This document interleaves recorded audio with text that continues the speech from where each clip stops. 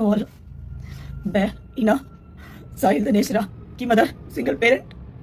मैंने अपने बच्चे को 23 साल से एज ए सिंगल मदर पाला है और एक रईसजादे की स्कॉर्पियो जो कि स्पीड की रील और स्टंट मारने के लिए अपने घर से गाड़ी लेके निकले थे अनलाइसेंस्ड। उस लड़के को गाड़ी चलानी भी नहीं आती, ही वॉज अनलाइसेंस्ड ड्राइवर। उसने 3 फरवरी को मेरे मासूम बच्चे को अपनी गाड़ी से ऑन द स्पॉट उड़ा दिया। वो मेरे बच्चे को उड़ा दिया उसने। I am helpless mother alone. I request all media and people of Dwarka to come forward to help me, please. I request, I beg as a mother, please save your children.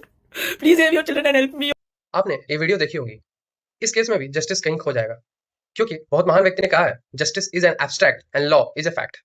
क्या आपको भी लगता है कि road accident में किसी minor के हाथ से किसी की जान चली जाए और फिर वो सिर्फ एक एस्से लिखकर बाहर आ जाए, ये पैसों का पावर है या कानून का स्ट्रक्चर?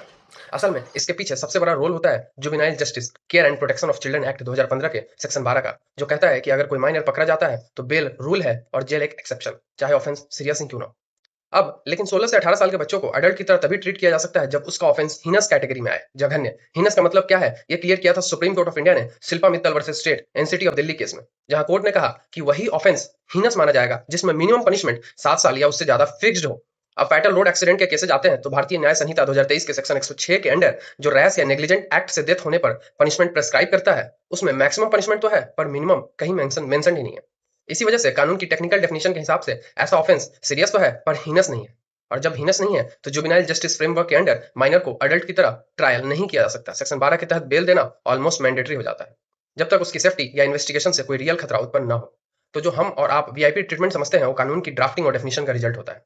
अब सवाल यह है कि क्या फैटल एक्सीडेंट्स को हीनस कैटेगरी में लाना चाहिए या जुवेनाइल रिफॉर्म का प्रिंसिपल ज्यादा महत्वपूर्ण है? ये आप पे छोड़ता हूँ। Thank you so much.